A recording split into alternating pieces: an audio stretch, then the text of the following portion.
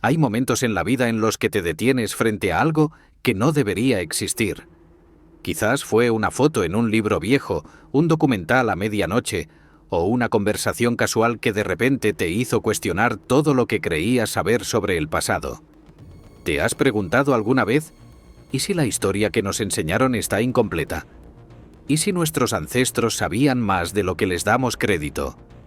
No hablo de teorías descabelladas ni de especulaciones sin fundamento. Hablo de objetos reales, lugares tangibles, artefactos que puedes tocar y que simplemente no encajan en la narrativa oficial. Descubrimientos que los libros de texto mencionan brevemente, si acaso, y que luego archivan en el olvido académico. Si este tipo de misterios históricos te fascinan, si disfrutas cuestionando lo establecido y explorando las sombras de nuestro pasado, este es tu lugar. Dale me gusta a este video, suscríbete al canal para más contenido como este y déjame en los comentarios cuál de estos descubrimientos te impacta más. Porque hoy vamos a adentrarnos en 9 hallazgos arqueológicos que desafían las explicaciones convencionales, que hacen que los académicos desvíen la mirada y que nos obligan a preguntarnos, ¿qué más no sabemos? Imagina por un momento que caminas por un sitio arqueológico silencioso. El viento arrastra polvo milenario entre piedras que han visto civilizaciones completas nacer y morir. Tus dedos rozan la superficie de un relieve incomprensible, de un objeto imposible, de un patrón que no debería estar ahí. Y en ese instante, el tiempo se detiene. Porque lo que tienes frente a ti no es solo un artefacto del pasado, es una pregunta sin responder dirigida directamente hacia el futuro, hacia ti. Así que cierra los ojos por un segundo y déjate transportar. Estamos a punto de descender a las profundidades del misterio arqueológico, donde cada descubrimiento es una puerta entreabierta hacia lo desconocido. Suecia, hace aproximadamente 8.000 años. El paisaje es frío, húmedo, dominado por bosques densos y lagos cristalinos que reflejan un cielo perpetuamente gris. En las orillas del antiguo lago Canal Jordan, en lo que hoy es la región de Motala, una comunidad humana del Mesolítico realiza un ritual que desafía toda lógica conocida. No construyen templos ni erigen monumentos visibles. En cambio, excavan una tumba bajo el agua, en el lecho fangoso del lago, y depositan allí algo que la arqueología moderna aún no sabe cómo interpretar. Cráneos humanos atravesados por estacas de madera, hundidos deliberadamente en posiciones que no corresponden a ningún patrón funerario reconocido. El descubrimiento ocurrió en el año 2011, durante trabajos de construcción ferroviaria.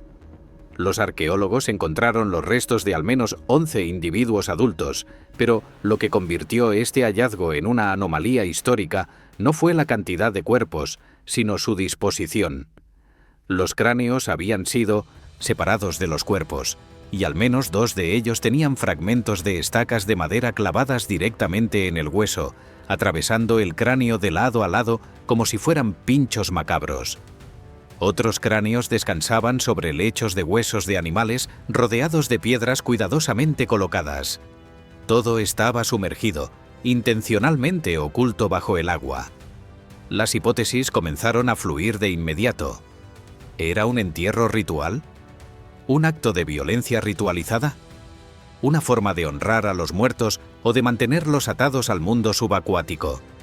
Los antropólogos sugirieron que podría tratarse de una práctica chamánica relacionada con el culto a los ancestros o a espíritus acuáticos. Pero ninguna cultura mesolítica conocida en Europa realiza enterramientos de este tipo. No hay paralelos directos, no hay textos que lo expliquen. Solo está el hecho físico, innegable. Cráneos atravesados por madera, bajo el agua, hace 8 milenios. Lo más inquietante es que algunos de los cráneos muestran signos de haber sido manipulados después de la muerte, cuando la carne ya se había descompuesto. Esto implica que los cuerpos fueron enterrados primero en otro lugar, exhumados semanas o meses después, y luego sometidos a este ritual acuático secundario.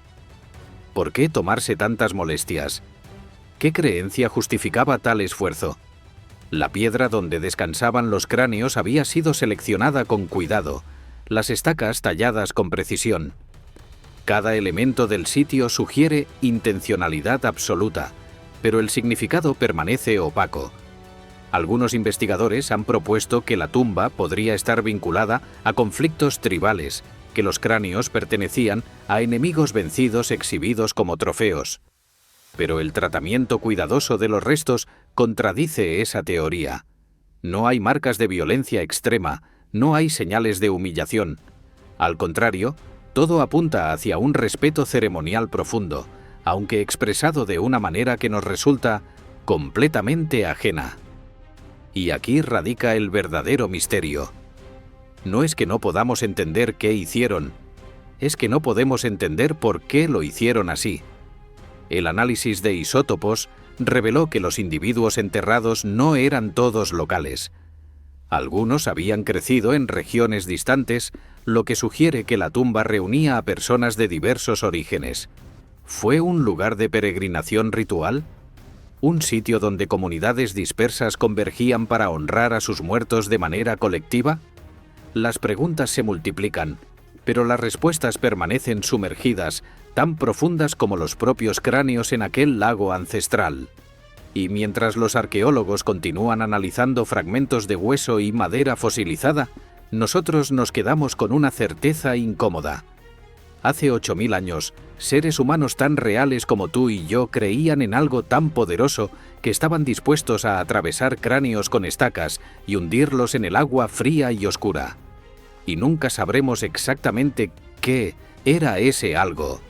Egipto, hace más de 2000 años, en las profundidades del templo de Dendera, dedicado a la diosa Hathor.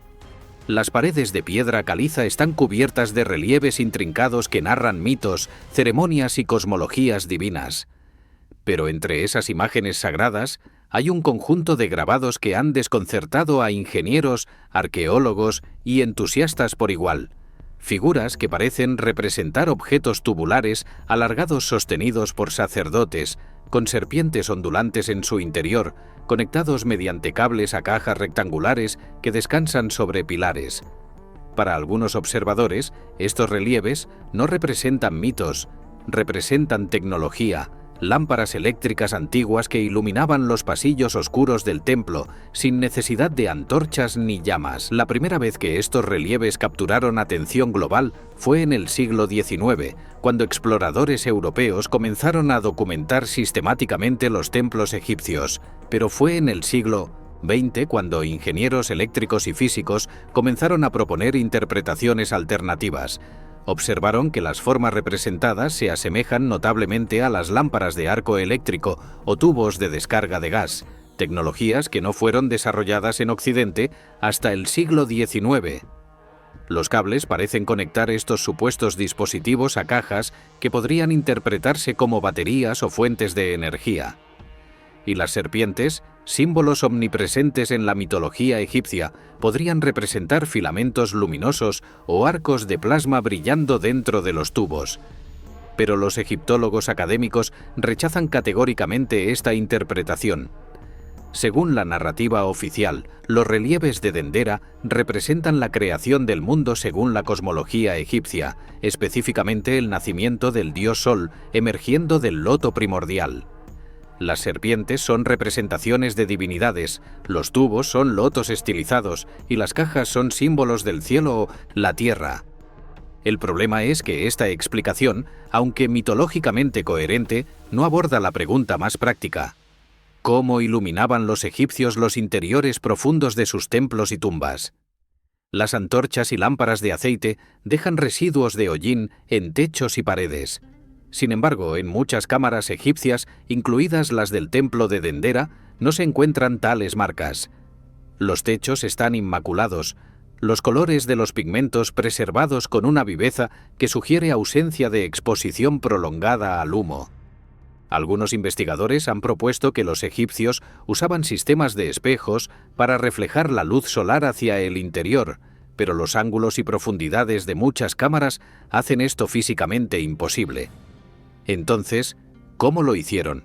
El silencio oficial ante esta pregunta es ensordecedor, y luego está la batería de Bagdad, un artefacto descubierto en 1936 cerca de la actual Bagdad, aunque de origen posiblemente persa o parto, fechado alrededor del año 225 a.C. El objeto consiste en una jarra de cerámica que contiene un cilindro de cobre y una barra de hierro, sellados con asfalto. Cuando se llena con un electrolito ácido, como vinagre o jugo de fruta, el dispositivo genera una corriente eléctrica de bajo voltaje, aproximadamente 1.1 voltios. Réplicas modernas han demostrado que funciona. La pregunta obvia es, ¿para qué la usaban? La teoría oficial sugiere que era para galvanización de objetos metálicos, aunque no se han encontrado evidencias directas de esta práctica en el período correspondiente. ¿Es posible que civilizaciones antiguas conocieran principios básicos de electricidad sin desarrollar una revolución industrial? ¿Podrían haber experimentado con fenómenos electroquímicos de manera empírica sin comprensión teórica completa? La ciencia moderna tiende a asumir que el conocimiento tecnológico avanza linealmente, que cada descubrimiento requiere cimientos previos específicos. Pero la historia está llena de excepciones, de conocimientos aislados que surgieron, brillaron brevemente y luego se perdieron, esperando ser redescubiertos siglos o milenios después. Y quizás, solo quizás, los relieves de Dendera no son ni pura mitología ni pura tecnología, sino algo intermedio. La memoria simbólica de un conocimiento práctico que los sacerdotes guardaban celosamente, codificado en imágenes que solo los iniciados podían interpretar. Mientras tanto, las serpientes luminosas continúan brillando en las paredes del templo, atrapadas eternamente entre el mito y la máquina, desafiándonos a mirar más allá de las categorías rígidas que imponemos sobre el pasado. China, provincia de Gansu, al borde del desierto de Gobi, en el año 1900. Un monje taoísta llamado Wang Yuanlu se convierte accidentalmente en el guardián del mayor hallazgo de textos antiguos de la historia moderna.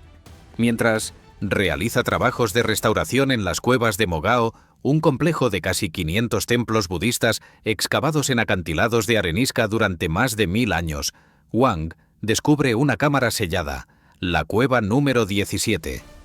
Al abrir la puerta tapiada, se encuentra con algo extraordinario. Aproximadamente 50.000 manuscritos y documentos apilados desde el suelo hasta el techo, preservados en la oscuridad durante casi 900 años. Los textos abarcan un período que va desde el siglo IV hasta el XI de nuestra era, escritos en chino, tibetano, sánscrito, sogdiano, cotanés, hebreo y otros idiomas que reflejan la diversidad de la ruta de la seda. Hay sutras budistas, tratados filosóficos, documentos comerciales, mapas estelares, partituras musicales, manuales médicos y correspondencia privada. Pero lo más intrigante no es solo la variedad del contenido, sino el hecho de que estos documentos fueron deliberadamente sellados y ocultados alrededor del año 1025, justo antes de que invasiones Tangut amenazaran la región. Alguien decidió que estos textos eran tan valiosos, tan peligrosos o tan sagrados que debían ser preservados a cualquier precio, incluso si eso significaba que permanecerían inaccesibles durante siglos. Cuando Wang Yuanlu intentó vender algunos de los manuscritos a eruditos occidentales para financiar la restauración del templo, comenzó una de las tragedias culturales del siglo XX. Arqueólogos y aventureros de Europa y Asia llegaron a Dunhuang y adquirieron miles de documentos por sumas irrisorias. Aurel Stein, un arqueólogo húngaro-británico, se llevó aproximadamente 7.000 manuscritos a Londres. Paul Pelliot, un sinólogo francés, seleccionó otros 6.000 para París. Otros textos terminaron en San Petersburgo, Pekín, Tokio y museos privados alrededor del mundo. Hoy, los manuscritos de Dunhuang están dispersos en más de 40 instituciones globales, fragmentados física y políticamente. Pero aquí está el misterio real. Incluso después de más de un siglo de estudio intensivo, una porción significativa de estos textos nunca ha sido completamente traducida ni publicada. Algunos permanecen en bóvedas institucionales, accesibles solo para investigadores seleccionados. Otros están catalogados de manera incompleta, sus contenidos descritos vagamente como documentos religiosos o administrativos sin mayor detalle. ¿Por qué? Las razones oficiales incluyen falta de fondos, escasez de expertos en idiomas antiguos y la fragilidad de los materiales. Pero para algunos investigadores independientes hay una pregunta más inquietante. ¿Qué contienen estos textos que justifica mantenerlos ocultos? Entre los documentos ya traducidos hay sorpresas suficientes para alimentar la especulación. Un manuscrito astronómico chino del año 910 contiene predicciones estelares de precisión extraordinaria. Otro texto budista describe prácticas meditativas tan avanzadas que algunos especialistas sugieren que podrían estar relacionadas con estados alterados de conciencia comparables a técnicas de neurología moderna. Hay tratados médicos tibetanos que describen procedimientos quirúrgicos sofisticados, mapas detallados de rutas comerciales que conectaban China con Persia y Roma, y fragmentos de textos religiosos que no pertenecen a ninguna tradición conocida, híbridos sincréticos que mezclan budismo, zoroastrismo y creencias locales en formas únicas. Y luego están los rumores, las leyendas académicas que circulan en conferencias y publicaciones marginales. Se dice que algunos manuscritos contienen conocimientos alquímicos, fórmulas para prolongar la vida o alcanzar la iluminación espiritual acelerada. Se habla de textos que describen tecnologías perdidas, métodos de construcción monumental o sistemas de navegación estelar. Nada de esto ha sido confirmado oficialmente, pero tampoco ha sido completamente desmentido. La opacidad institucional alimenta la especulación, y la especulación, a su vez, alimenta la frustración de quienes creen que el conocimiento humano pertenece a la humanidad, no a bóvedas cerradas con llave. Mientras tanto, en las cuevas de Mogao, los murales budistas continúan mirando en silencio hacia el desierto, guardianes de secretos que quizás nunca serán completamente revelados, recordándonos que cada pergamino sellado es una pregunta sin formular, esperando pacientemente en la oscuridad. Nevada, Estados Unidos, hace aproximadamente 10.000 años. El paisaje es árido, interminable, dominado por formaciones rocosas que se elevan abruptamente desde planicies de artemisa y arena. En las paredes de roca volcánica oscura, manos humanas del Paleolítico superior graban patrones que desafían toda lógica atribuida a culturas nómadas primitivas. Espirales masivas, laberintos geométricos, círculos concéntricos tan grandes que solo pueden apreciarse completamente desde lejos, diseños que requieren planificación espacial, herramientas adecuadas y, sobre todo, una razón de peso para invertir cientos de horas de trabajo colectivo. Los petroglifos más famosos se encuentran en Grimes Point y en la región del Lago Marsino, donde miles de grabados cubren extensiones de roca de varios kilómetros cuadrados. Algunos espirales miden más de 3 metros de diámetro, talladas con líneas continuas que se curvan hacia adentro con precisión matemática casi perfecta. Otros diseños representan patrones ondulantes que parecen mapas topográficos o representaciones de flujos de agua subterránea. Hay círculos dentro de círculos, grecas entrelazadas y figuras geométricas que recuerdan a símbolos utilizados por culturas del Mediterráneo o Mesoamérica miles de años después, en contextos completamente desconectados. La arqueología oficial atribuye estos petroglifos a pueblos ancestrales de la Gran Cuenca, cazadores, recolectores, que habitaron la región durante milenios. Según esta interpretación, los grabados tienen funciones rituales o simbólicas relacionadas con la caza, la fertilidad o el chamanismo.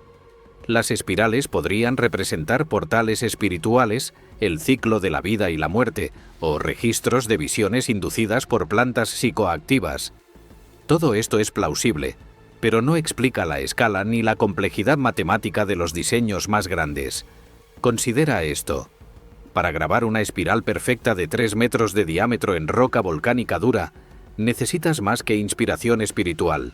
Necesitas herramientas duraderas, probablemente de piedra más dura que la superficie que estás tallando.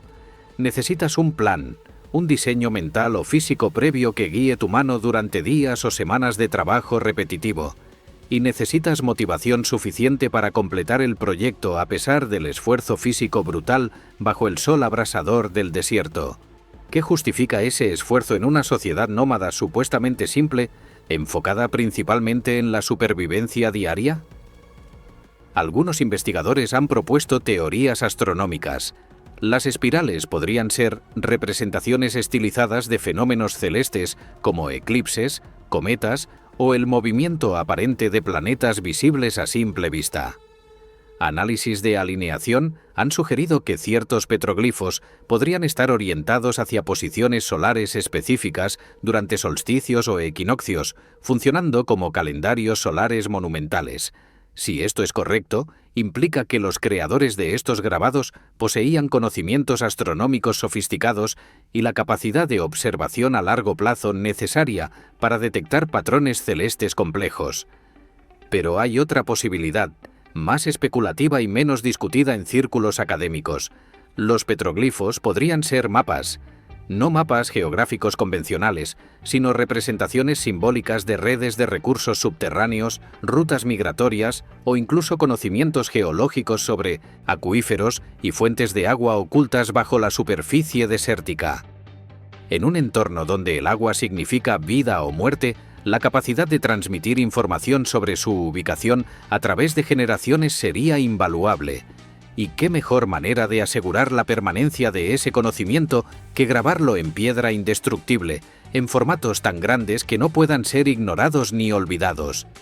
Lo que es innegable es que estos petroglifos no son garabatos casuales. Son declaraciones intencionales grabadas en piedra eterna, mensajes dirigidos hacia el futuro, hacia nosotros. Y mientras caminamos entre esas rocas antiguas, trazando con nuestros dedos las líneas espirales que dedos paleolíticos tallaron hace 100 siglos, no podemos evitar preguntarnos, ¿qué estaban intentando decirnos? ¿Y por qué, después de 10.000 años, todavía no estamos seguros de haberlo entendido?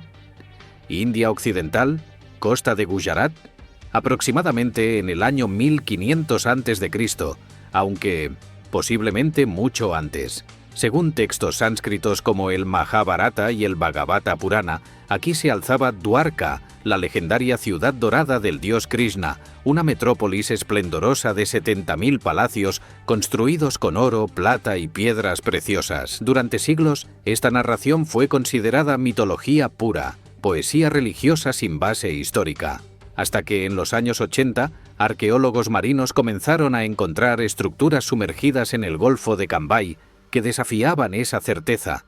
Las exploraciones submarinas revelaron muros de piedra, estructuras rectangulares que parecen cimientos de edificios, bloques tallados con precisión descansando en formaciones geométricas bajo 30 metros de agua. Pero lo que capturó la atención inmediata fueron las anclas, enormes bloques de piedra perforados con agujeros centrales diseñados claramente para estabilizar embarcaciones pesadas. Algunas de estas anclas pesan más de 500 kilogramos y están hechas de piedra que no es nativa de la región costera, lo que implica transporte deliberado desde canteras distantes. El análisis de cerámicas y artefactos asociados sugiere fechas que oscilan entre el 1500 y el 1200 a.C., coincidiendo aproximadamente con el período de transición entre la civilización del Valle del Indo y las primeras culturas védicas.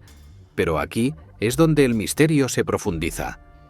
Estudios geológicos y oceanográficos han demostrado que el nivel del mar en la región de Gujarat ha fluctuado dramáticamente durante los últimos 20.000 años. Al final de la última glaciación, hace aproximadamente 11.500 años, la costa india se extendía varios kilómetros más hacia el mar que en la actualidad. A medida que los casquetes polares se derretían, el océano avanzó tierra adentro, inundando vastas áreas costeras. Si Dwarka existió como puerto importante durante este periodo de transición, habría sido gradualmente sumergida durante milenios. Y si existió en fechas anteriores a las aceptadas por la cronología oficial, esto desafiaría fundamentalmente nuestra comprensión de las civilizaciones antiguas de la India.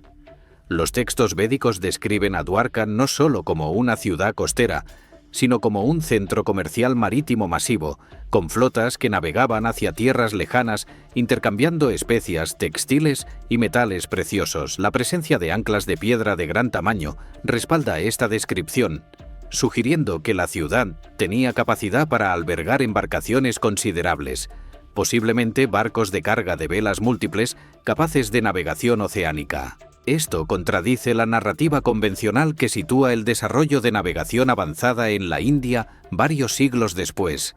Y luego están los hallazgos más controvertidos, estructuras que algunos investigadores interpretan como restos de muelles, rompeolas y canales artificiales, sistemas de ingeniería hidráulica que habrían requerido planificación urbana sofisticada y conocimientos de dinámica marina. El Servicio Arqueológico de India ha confirmado la presencia de estructuras artificiales bajo el agua, pero se muestra cauteloso respecto a atribuirles antigüedad mayor a la cronología establecida. Las razones son comprensibles desde una perspectiva académica. Recalibrar la historia de la civilización india basándose en evidencias submarinas fragmentarias sería prematuro y potencialmente irresponsable. Pero esta cautela también genera frustración entre quienes ven en Dwarka la posibilidad de reescribir capítulos enteros del pasado humano. Considera el contexto más amplio. Si una ciudad portuaria avanzada existió en Gujarat hace 4000 años o más, eso implicaría que la civilización del Valle del Indo, ya reconocida por su urbanismo sofisticado en Harappa y Mohenjo-Daro, también dominaba tecnologías marítimas avanzadas. Implicaría redes comerciales que conectaban la India con Mesopotamia, el Golfo Pérsico, Arabia y posiblemente África Oriental, mucho antes de lo que los registros históricos sugieren. Implicaría que el conocimiento humano de navegación, astronomía náutica y construcción naval es más antiguo y más extendido de lo que actualmente aceptamos. Mientras tanto, las anclas de piedra permanecen en el lecho marino, silenciosas testigos de tiempos olvidados, esperando que futuras tecnologías de exploración submarina revelen más secretos de la ciudad que, según los textos sagrados, se hundió bajo las olas cuando Krishna abandonó este mundo, llevándose consigo una era dorada de conocimiento y prosperidad. Tíbet, región autónoma de China, en algún momento entre el siglo V y VII de nuestra era, aunque la datación precisa sigue siendo objeto de debate. En un paisaje dominado por montañas que rascan el cielo y monasterios budistas aferrados a acantilados imposibles, existe un objeto que desafía las leyes conocidas de la química y la metalurgia. Un pilar de hierro de aproximadamente 3 metros de altura y 30 centímetros de diámetro que, a pesar de estar expuesto a las condiciones climáticas extremas del Tíbet durante más de 1400 años, muestra una resistencia a la corrosión que la ciencia moderna apenas puede explicar. El pilar no es único en su tipo. Existe un ejemplo más famoso en Delhi, India, el pilar de hierro de la mezquita Qutb Minar, que data del siglo IV o V de nuestra era y que también exhibe resistencia extraordinaria al óxido. Pero el pilar tibetano es menos conocido, menos estudiado y, en muchos sentidos, más misterioso debido a su ubicación remota y las dificultades logísticas de investigarlo adecuadamente. Análisis químicos limitados realizados en muestras del pilar de Delhi revelaron que el hierro contiene niveles inusualmente altos de fósforo, aproximadamente 1%, en comparación con el 0.05% típico del hierro moderno. Esta concentración elevada de fósforo crea una capa delgada de óxido de hierro-fósforo en la superficie del metal que actúa como barrera protectora, previniendo la oxidación profunda. Pero aquí está el problema. Producir hierro con esa composición específica requiere procesos de fundición extremadamente controlados, capaces de mantener temperaturas constantes alrededor de 1200 grados Celsius y condiciones de reducción química precisas. Los hornos antiguos conocidos de las épocas correspondientes en India y Tíbet eran capaces de alcanzar esas temperaturas, pero mantener la consistencia química necesaria durante todo el proceso de fundición habría requerido conocimientos empíricos sofisticados sobre la relación entre composición mineral, temperatura y tiempo de exposición. En otras palabras, los metalurgistas antiguos que crearon este pilar sabían exactamente lo que estaban haciendo, incluso si su comprensión teórica difería de la nuestra. Lo que hace al pilar tibetano particularmente intrigante es el contexto cultural en el que fue creado. El Tíbet de esa época no era conocido por su metalurgia avanzada. La región estaba dominada por tradiciones espirituales y monásticas, no por industria metalúrgica. Entonces, ¿de dónde vino este conocimiento? Una posibilidad es que el pilar fuera importado desde India, donde la metalurgia del hierro había alcanzado niveles impresionantes durante el período Gupta. Otra teoría sugiere que artesanos itinerantes, posiblemente de Persia o Asia Central, llevaron sus técnicas a lo largo de las rutas comerciales que conectaban el mundo budista. Pero también existe la posibilidad, menos discutida en círculos académicos, de que el conocimiento metalúrgico tibetano fuera más avanzado de lo que actualmente se reconoce. Los textos budistas tibetanos contienen referencias crípticas a alquimia, transformación de metales y técnicas para purificar materiales. Algunos investigadores han sugerido que estas referencias podrían ser metáforas espirituales sobre purificación del alma, pero otros se preguntan si podrían contener conocimientos prácticos codificados en lenguaje simbólico, una tradición común en textos alquímicos de múltiples culturas. El análisis moderno del pilar tibetano ha sido limitado debido a restricciones políticas y la sensibilidad cultural que rodea objetos sagrados en regiones budistas. No se han realizado estudios isotópicos completos que podrían revelar el origen geográfico del mineral utilizado, ni análisis metalográficos detallados que mostrarían la estructura interna del metal y confirmarían los métodos exactos de fabricación. Esta falta de datos alimenta tanto la especulación como la frustración científica. Y así, el pilar permanece de pie, desafiando silenciosamente al tiempo y al clima, un recordatorio de que la tecnología antigua no siempre fue inferior a la moderna, solo diferente, basada en observaciones empíricas acumuladas durante generaciones, transmitidas de maestro a aprendiz en tradiciones que valoraban el secreto tanto como el conocimiento. África Occidental, entre los actuales países de Senegal y Gambia, en un período que abarca aproximadamente desde el año 300 a.C. hasta el 1600 de nuestra era. En una región de sabanas doradas y ríos perezosos, pueblos antiguos cuyas identidades se han perdido en el tiempo, erigieron uno de los complejos megalíticos más extensos y enigmáticos del continente africano. Más de 1000 círculos de piedra que suman cerca de 30.000 megalitos individuales, distribuidos en un área de aproximadamente 30.000 kilómetros cuadrados. Los círculos varían en tamaño y configuración. Algunos contienen solo 8 o 10 piedras dispuestas en círculos pequeños de 3 metros de diámetro. Otros son monumentos masivos con más de 50 piedras, cada una tallada en columnas cilíndricas de 1.200 hasta 2,5 metros de altura y varias toneladas de peso.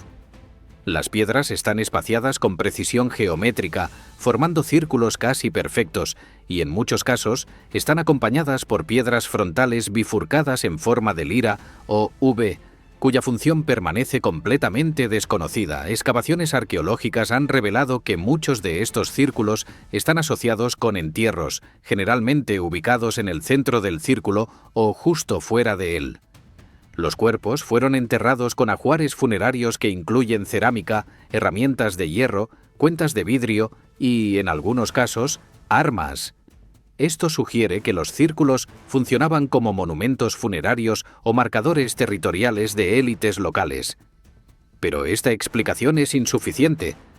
No explica por qué se invirtió tanto esfuerzo durante más de 1000 años en erigir estos monumentos en una región donde la piedra adecuada no es abundante y debe ser transportada desde canteras distantes. No explica la uniformidad arquitectónica de los círculos a lo largo de vastas distancias geográficas, sugiriendo una tradición cultural compartida extremadamente duradera. Y, sobre todo, no explica el silencio absoluto de la tradición oral. A diferencia de otros sitios megalíticos en Europa o Asia, los círculos de Senegambia no tienen leyendas locales asociadas. Las comunidades que viven cerca de estos monumentos no poseen historias transmitidas oralmente sobre quién los construyó, por qué o qué significaban. Esto es profundamente inusual en África Occidental, donde la tradición oral griots, narradores profesionales de historia y genealogía, es extremadamente fuerte y ha preservado conocimientos durante siglos. El hecho de que estos monumentos masivos hayan caído en el olvido cultural sugiere una discontinuidad histórica dramática, quizás causada por migraciones, epidemias, guerras o colapsos sociales que borraron la memoria colectiva de los constructores originales. Los análisis de alineación astronómica han arrojado resultados ambiguos. Algunos círculos parecen estar orientados hacia posiciones solares específicas durante solsticios, pero la mayoría no muestra patrones astronómicos claros. Esto ha llevado a algunos investigadores a proponer funciones alternativas, marcadores territoriales, lugares de reunión comunitaria, sitios ceremoniales relacionados con rituales de iniciación o sacrificio. Pero ninguna de estas hipótesis explica completamente la escala y persistencia del fenómeno. Y luego está el misterio de las piedras bifurcadas, esas columnas en forma de V que aparecen en muchos círculos. Algunos arqueólogos sugieren que podrían haber sostenido estructuras de madera, techos temporales para ceremonias. Otros proponen funciones simbólicas, representando puertas espirituales o ancestros divinos. Pero nadie sabe con certeza, y el silencio de la piedra es absoluto.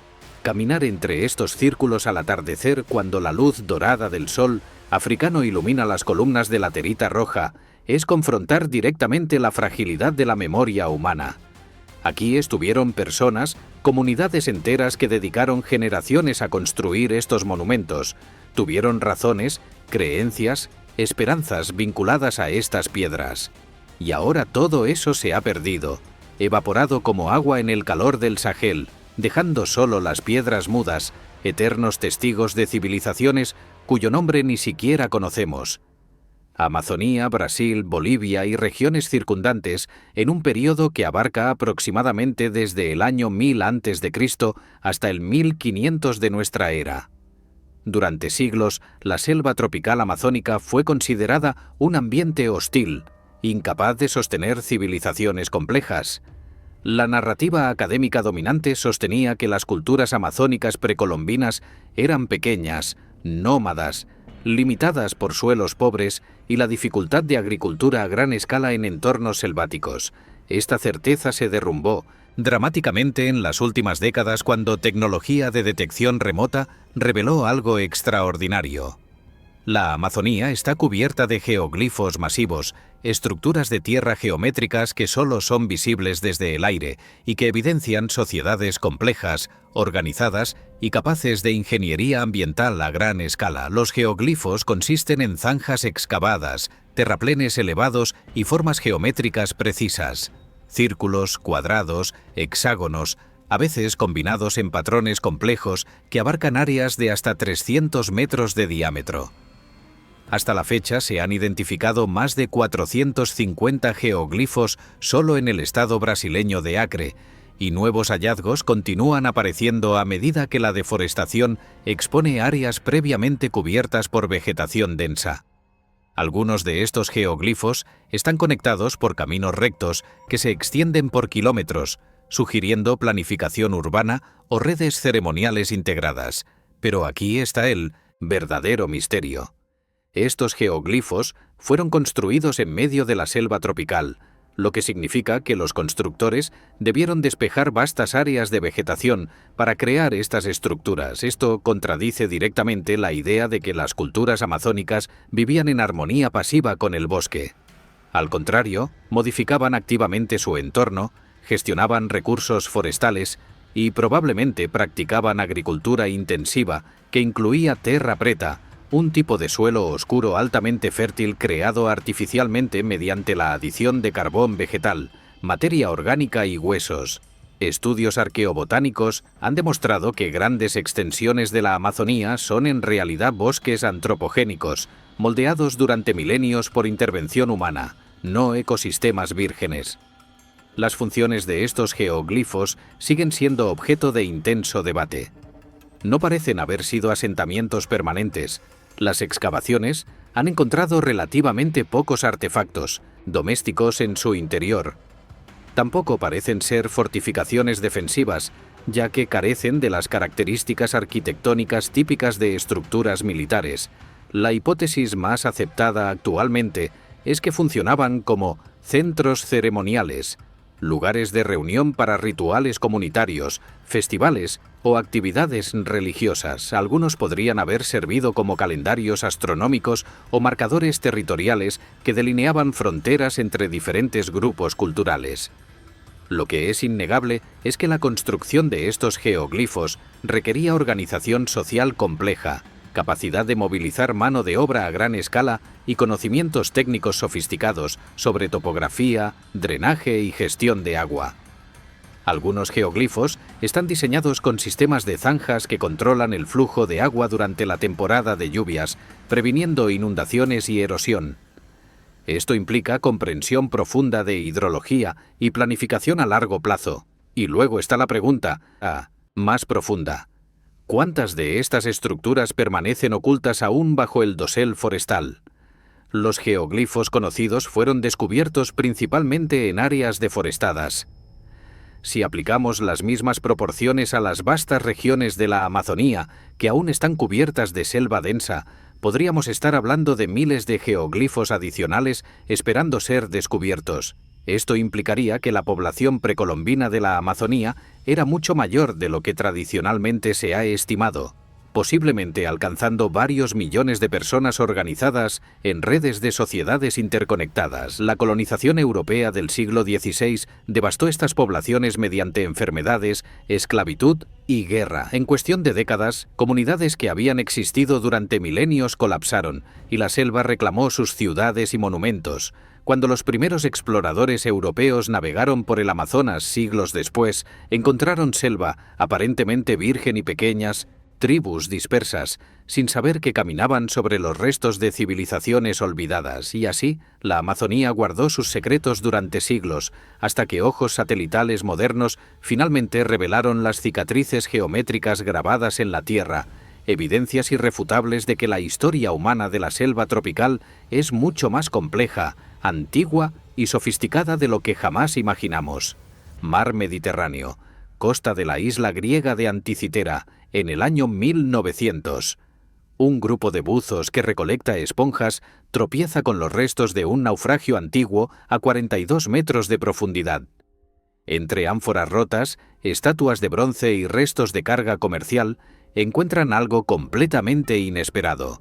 Un objeto corroído, cubierto de incrustaciones calcáreas, que al ser examinado revela ser un mecanismo de engranajes de bronce de complejidad extraordinaria.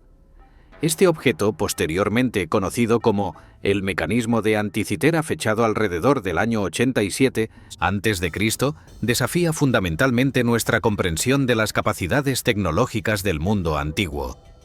El mecanismo consiste en al menos 30 engranajes de bronce interconectados, alojados en una caja de madera rectangular de aproximadamente 34 por 18 centímetros. Las superficies exteriores están cubiertas de inscripciones griegas que funcionan como manual de instrucciones, explicando cómo usar el dispositivo para calcular posiciones astronómicas. Al girar una manivela externa, los engranajes se mueven de manera coordinada, rastreando los movimientos del Sol, la Luna y los 5 planetas conocidos en la antigüedad: Mercurio, Venus, Marte, Júpiter y Saturno. El mecanismo también predice eclipses solares y lunares con precisión asombrosa y modela la órbita elíptica de la Luna, incorporando correcciones para su velocidad variable, un fenómeno descrito por el astrónomo griego Hiparco, pero que se creía imposible de representar mecánicamente hasta la invención de relojes astronómicos complejos en la Europa medieval. Cuando los primeros investigadores examinaron el mecanismo en la década de 1920, muchos se negaron a creer que fuera antiguo. La sofisticación de los engranajes diferenciales, la precisión del tallado mecánico y la complejidad matemática del diseño sugerían tecnología del Renacimiento o posterior, no de la Grecia clásica. Pero el análisis del naufragio, las monedas asociadas y las inscripciones confirmaron sin lugar a dudas la datación. Este dispositivo fue construido hace más de 2100 años. Lo que hace al mecanismo de Anticitera verdaderamente perturbador para la narrativa histórica convencional es que no existen precedentes conocidos ni sucesores directos durante más de 1000 años. Es un objeto aislado, un destello de capacidad tecnológica que aparece en el registro arqueológico sin contexto claro. No tenemos textos antiguos que describan cómo construir tales mecanismos. No tenemos talleres identificados donde se fabricaban. No tenemos una tradición continua de ingeniería mecánica que conecte este dispositivo con desarrollos posteriores. Es como encontrar un teléfono inteligente en una tumba medieval. Técnicamente posible de datar, pero conceptualmente incomprensible dentro de su contexto histórico. Las teorías sobre el origen del mecanismo abundan. Algunos investigadores sugieren que fue construido por seguidores de Arquímedes, el brillante matemático e ingeniero de Siracusa, quien se sabe que construyó modelos mecánicos del cosmos. Otros proponen que proviene de la Escuela de Rodas, un centro de astronomía y mecánica en la antigüedad. Pero estas son solo especulaciones informadas. La realidad es que no sabemos quién lo construyó, cuántos dispositivos similares existieron, ni qué tan extendido era el conocimiento necesario para crearlos. Y aquí está la pregunta más inquietante. ¿Qué más hemos perdido?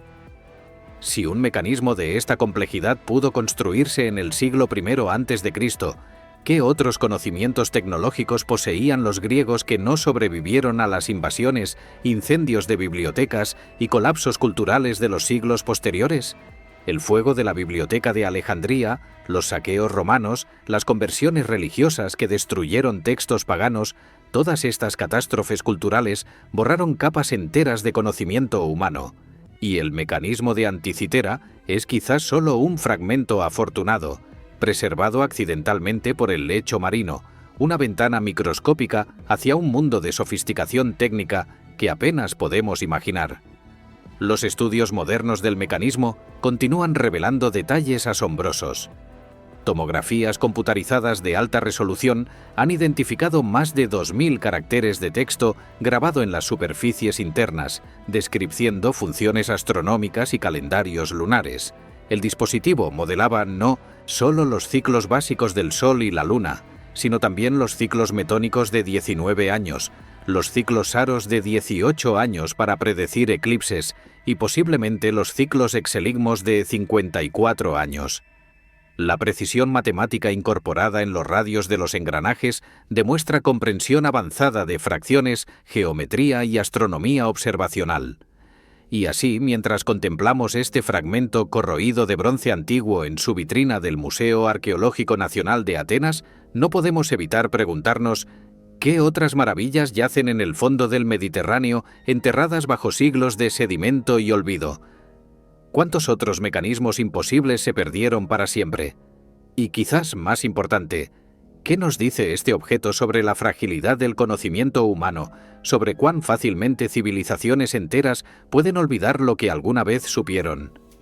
Hemos caminado juntos a través de 9 umbrales del tiempo, 9 misterios que la ciencia oficial prefiere esquivar con explicaciones cómodas o silencios calculados. Desde los cráneos atravesados por estacas bajo las aguas frías de Suecia hasta los engranajes imposibles del mecanismo de Anticitera, cada uno de estos descubrimientos nos habla de algo que trasciende la simple curiosidad arqueológica. Nos hablan de la capacidad humana para el conocimiento, la innovación y, sobre todo, la memoria frágil que puede olvidar en siglos lo que generaciones tardaron milenios en aprender. Estos artefactos no son anomalías aleatorias, son fragmentos de un rompecabezas más grande, piezas dispersas de una historia humana infinitamente más compleja y sofisticada de lo que los libros de texto admiten. Las anclas de piedra de Duarca nos recuerdan que civilizaciones marítimas avanzadas navegaban océanos cuando se supone que apenas habíamos inventado la agricultura. Los geoglifos amazónicos nos muestran que la selva tropical no era un obstáculo para la civilización, sino un lienzo que sociedades enteras moldearon según su visión. Los manuscritos sellados de Dunhuang guardan secretos que, incluso después de un siglo de estudio, aún no han sido completamente revelados al mundo. Y aquí, Al final de este viaje debemos confrontar una verdad incómoda. La historia oficial no es la historia completa. No porque exista una conspiración deliberada para ocultar el pasado, sino porque el conocimiento humano es siempre provisional, siempre incompleto, siempre vulnerable a la erosión del tiempo y la política institucional. Las civilizaciones antiguas que erigieron los círculos megalíticos de Senegambia dejaron monumentos que desafían el olvido, pero no dejaron palabras. Los grabadores de petroglifos de Nevada tallaron geometrías gigantes en piedra eterna, pero no dejaron libros que expliquen por qué. Y así nosotros, herederos de todo ese esfuerzo humano, nos quedamos con preguntas, con asombro y con la responsabilidad de seguir buscando respuestas, porque cada uno de estos misterios es también una invitación a cuestionar, a investigar, a no conformarnos con explicaciones fáciles cuando la evidencia grita complejidad. Una invitación a honrar la inteligencia y creatividad de nuestros ancestros, reconociendo que no eran primitivos que tropezaban en la oscuridad, sino seres humanos tan capaces como nosotros, resolviendo los desafíos de su tiempo con las herramientas y conocimientos disponibles, y quizás con algunos que hemos olvidado. Así que la próxima vez que escuches sobre un descubrimiento arqueológico inexplicable, no lo descartes como pseudociencia ni lo aceptes como prueba de civilizaciones perdidas fantásticas. En cambio, siéntate con la pregunta. Deja que el misterio respire. Permite que la incertidumbre te recuerde que el universo es más vasto y extraño de lo que cualquier teoría puede abarcar completamente.